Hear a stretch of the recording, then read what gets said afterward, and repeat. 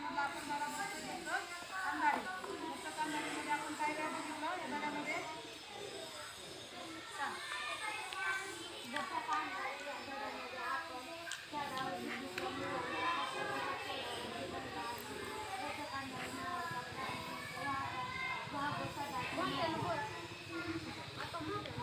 अंधारी या धड्यामध्ये सखू आणि सदा हे जोडपं होतं. त्या जोडप्याला एक मुलगा होता. त्या मुलाचं नाव काय होतं?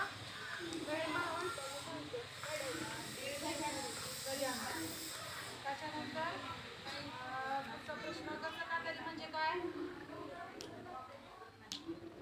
गच्च कांदारी कुणाला येते सांग.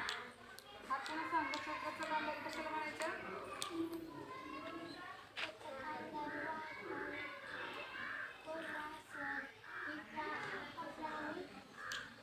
मॅडम मी सांगतो.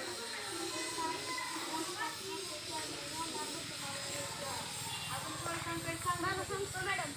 सांगतो. गच्च कांदारी म्हणजे सिंहाला व वाघाला एकाच घासात खाणारा म्हणजे गच्च कांदारी. त्याच्यानंतर काय झालं? गच्च कांदारीची भीती कुणी दाखवली? सदानं त्यांच्या मुलाला, बरोबर, गजाला. कशामुळे भीती दाखवली? कशामुळे भीती दाखवली? कारण तो बाजारला सदासोबत बाजारला जायचं म्हणून हट्ट करायचा, बरोबर. त्याच्यानंतर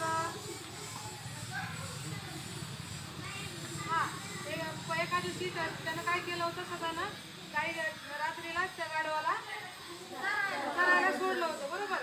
आणि सकाळी तो शोधत होता त्याला, पण तो सापडत नव्हता. मग सदा गाडव सोडून कशावर बसला होता? कशावर बसला?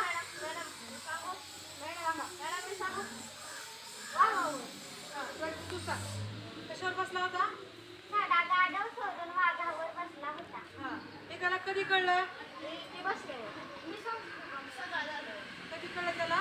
सकाळी झाल्यावर त्याला कळालं की गाढव सोडून आपण पिवळ्या रंगाचा एका प्राण्यावर बसलो. त्या प्राण्याला काय म्हणतात? वाघ. हे त्याच्या डोक्यात आलं, बरोबर. आणि तो घाबरला. आणि वाघ कशामुळे घाबरला? वाघालाही काय वाटलं की गच्च कांदारी हा प्राणी आपल्या अंगावर बसलाय की काय, आणि तो आपल्याला खाणार. आणि वाघाला काय वाटायचं? गच्च कांदारी खाणार. आणि सदाला काय वाटायचं? मला खाणार. बरोबर. त्याच्यानंतर पुढं पण हे झालं. त्याच्यानंतर ज्या वेळेस तो वाघाला आणि गच्च कांदारी दोघांनाही समजलं की दोघं पण आता एकमेकाला खाणार आहेत, त्याच्यावर सदानं कशी युक्ती कशी सुचली त्याला की आपण आता वाघाच्या तावडीतून सुटलं पाहिजे, नाही तर वाघ आपल्याला खाणार असेल. काय केलं त्यानं?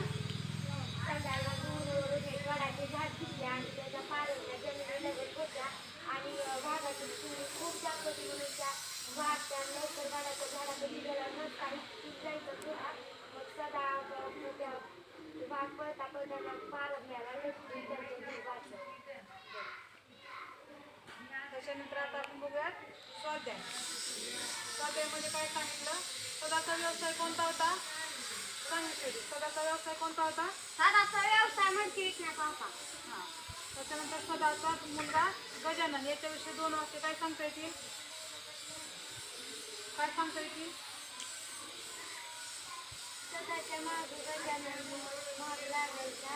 बाजारात ज्यावेळेस सदा निघायचा त्यावेळेस काय व्हायचं? गजानन सदाच्या मागे लागायचं.